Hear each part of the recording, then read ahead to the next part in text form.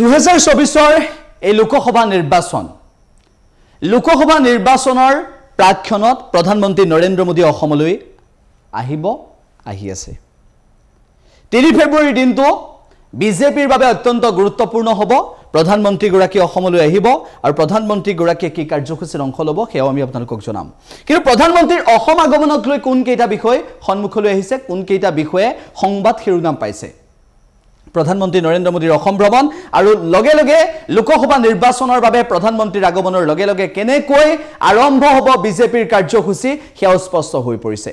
ৰাহুল গান্ধী আহি গল ভাৰত জোড়ো ন্যায় যাত্ৰা কৰিলে অসমত ৰাহুল গান্ধীৰ ভাৰত জোড়ো ন্যায় যাত্ৰাৰ পিছত প্ৰধানমন্ত্ৰী নৰেন্দ্ৰ মোদী অসমলৈ আহিছে আৰু প্ৰধানমন্ত্ৰী নৰেন্দ্ৰ মোদীয়ে যি মেজিক দেখুৱাব সেই মেজিকৰ জৰিয়তে আকৌ এবাৰ বিজেপি কেনেদৰে আগবাঢ়ি যাব 24ত আকৌ এবাৰ বিজেপিয়ে কেনেদৰে 14 খনৰ ভিতৰত কিমানখন আসন লাভ কৰিবলৈ সক্ষম হ'ব ধুবুৰী আৰু নগাঁৱৰ বাহিৰে আটাইকেইখন আসনে লাভ কৰিব নেকি ভাৰতীয় জনতা পাৰ্টিয়ে এই প্ৰশ্নটো এই মুহূৰ্তত আহিছে 12খন আসন লাভ কৰিব নে নকৰে অসমত উল্লেখ হৈছে 24ত আকৌ এনডিএৰ চৰকাৰ হ'বনে নহয় প্ৰধানমন্ত্ৰী হিচাপে নৰেন্দ্ৰ মোদী আকৌ যে হ'ব সেই কথাটো দেখিবলৈ পোৱা গৈছে জল্পনা কল্পনা দেশবাসীৰ মাজত মুখ্যমন্ত্ৰী ডক্টৰ হিমন্ত বিশ্ব শৰ্মাই প্ৰধানমন্ত্ৰী নৰেন্দ্ৰ মোদীৰ কাৰ্যসূচীক লৈ কিছু মন্তব্য কৰিছে কিন্তু প্ৰধানমন্ত্ৰী নৰেন্দ্ৰ মোদীৰ এই কাৰ্যসূচীয়ে কংগ্ৰেছৰ হলঠেকত পেলাব নেকি ৰাহুল গান্ধীৰ ভাৰত জোড়ো ন্যায় যাত্ৰাত পানী ঢালি দিব নেকি এনেবোৰ বিষয়ও সন্মুখলৈ আহিছে এনেবোৰ বিষয়ও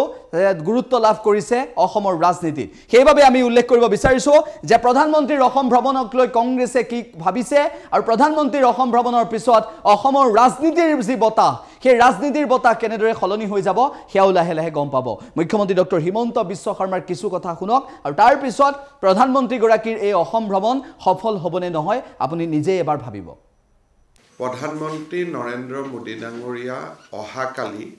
গুৱাহাটীত নিশা 7:30 বজাত অৱতৰণ কৰিব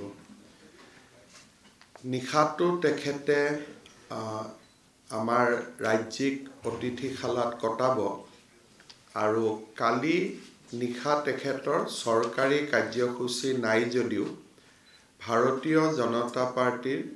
যিটো কোৰ কমিটি ৰাজ্যিক কোৰ কমিটি সেই কোৰ কমিটিৰ সৈতে তেখেতে এটা আলোচনা মিলিত হ'ব আৰু তাৰ পিছত নিশা তেওঁ ৰাজ্যিক অতিথিশালাত কটাব তেখেতৰ যিটো প্ৰধান চৰকাৰী কাৰ্যসূচী আছে সেই চৰকাৰী কাৰ্যসূচী দিনৰ 11:30 বজাত গুৱাহাটীৰ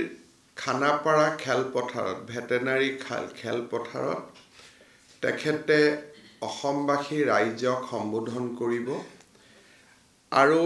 ৰাজ্য চৰকাৰ আৰু কেন্দ্ৰীয় চৰকাৰৰ কেইবাটাও প্ৰকল্পৰ শুভ উদ্বোধন কৰিব ৰাজ্য চৰকাৰৰ উদ্যোগত হ'বলগীয়া প্ৰজেক্ট কেইটাৰ বিষয়ে মই আপোনালোকক অৱগত কৰিব খুজিছোঁ যাতে এটা সম্যক ধাৰণা হয় যে কোন কেইটা প্ৰকল্প তেখেতে শুভ উদ্বোধন কৰিব প্ৰকল্প কেইটাৰ আমি অডিও ভিজুৱেল আপোনালোকক দেখুৱাম যাতে আপোনালোকে অনুভৱ কৰিব পাৰে যে কেনেকুৱা ধৰণৰ কাম বা কৰ্মযজ্ঞৰ তেখেতে সূচনা কৰিব প্ৰথম যিটো আঁচনি PM ডিভাইন যিটো প্ৰধানমন্ত্ৰী ডাঙৰীয়াই উত্তৰ পূৰ্বৰ কাৰণে আৰম্ভ কৰিছিলে সেই PM ডিভাইন আঁচনিৰ অধীনত আমি মা কামাখ্যা দিব্যলোক পৰিযোজনা যাক চমুকৈ কামাখ্যা কৰিডৰ বুলি কম সেই কামাখ্যা কৰিডৰৰ তেখেতে আধাৰশিলা স্থাপন কৰিব আৰু এই প্ৰকল্পৰ ব্যয় 498 কোটি টকা ধাৰ্য কৰা হৈছে আৰু এই সমুদায় ধন PM ডিভাইন আঁচনিৰ জৰিয়তে কেন্দ্ৰীয় চৰকাৰৰ পৰা ৰাজ্য চৰকাৰে লাভ কৰিব মাটি অধিগ্ৰহণ আদি কৰাৰ নামত কিছু অতিৰিক্ত ধন খৰচ হোৱাৰ সম্ভাৱনা আছে যি ৰাজ্য চৰকাৰে বহন কৰিব মই কৰিডৰটো আপোনালোকক ভিডিঅ'ৰ জৰিয়তে অলপ পিছতে দেখুৱাবৰ বাবে যত্ন কৰিম